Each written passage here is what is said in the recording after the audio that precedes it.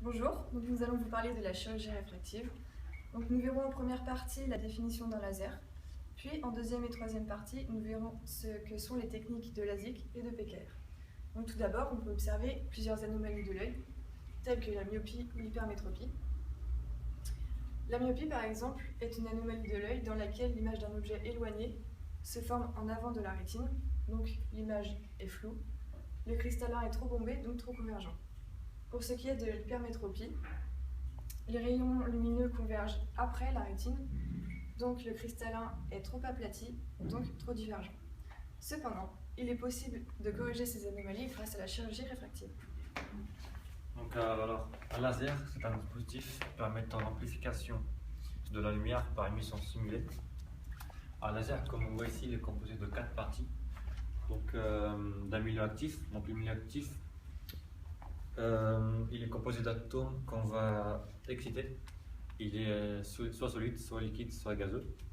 Ensuite, on a une sorte de pompage, elle permet d'exciter les atomes en injectant de l'énergie. Donc cette énergie peut être électrique ou lumineuse.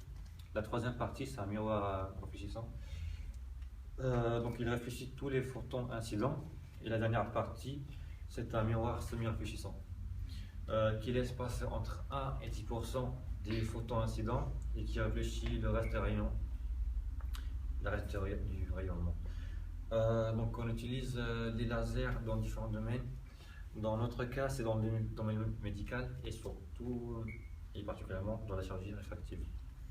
Je vais maintenant vous présenter les deux techniques. La première étant la chirurgie au LASIK. Le LASIK permet de traiter définitivement les troubles de la vision avec le laser excimer après avoir découpé une fine lamelle de cornée avec un laser femtoseconde. Il traite l'astigmatisme, la myopie et l'hypermétropie comme on a vu, et certains cas de presbytie. L'opération consiste à effectuer une fine découpe d'un capot cornéen qui sera ensuite remis en place. La découpe est faite au laser femtoseconde, mais c'est le laser LASIK qui corrige les défauts optiques. Le laser femtoseconde est utilisé pour la découpe car il n'engendre pas d'effet thermique. Je vais maintenant vous parler de la méthode du PKR. Le PKR consiste à apporter une correction à la surface du stroma cornéen après avoir retiré l'épithélium cornéen. Il ne requiert pas de découpe contrairement au LASIK. Avec cette méthode, l'épithélium est simplement pelé.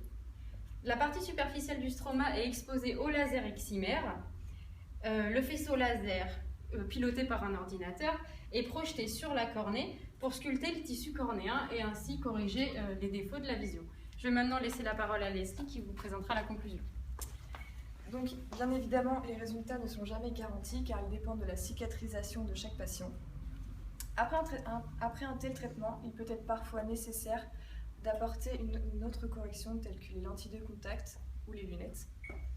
Bien sûr, comme toute autre chirurgie, elle n'est pas sans risque puisque certains patients peuvent percevoir des halos ou avoir une tendance à l'éblouissement. Dans certains cas vraiment extrêmes, le patient peut souffrir de complications qui peuvent prendre un caractère de gravité tel que la perte de la vision ou la perte d'un œil. En 2012, les tarifs de ces deux méthodes étaient de 950 € par œil pour le PKR et de 1 250 € pour le LASIK.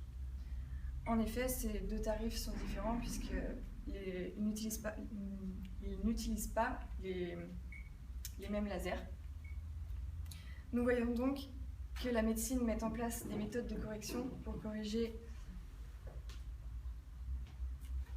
des méthodes de correction de la vision grâce à la chirurgie de manière quasiment définitive. La méthode du LASIK est plus confortable pour le patient puisqu'elle ne provoque quasiment pas de gêne post-opératoire, mais elle est plus coûteuse que la méthode du PKR qui est, elle, moins confortable puisqu'elle provoque des irritations post-opératoires, mais elle est moins coûteuse. Nous aurions pu nous demander si ces méthodes peuvent être améliorées puis appliquées aux yeux présentant des malformations.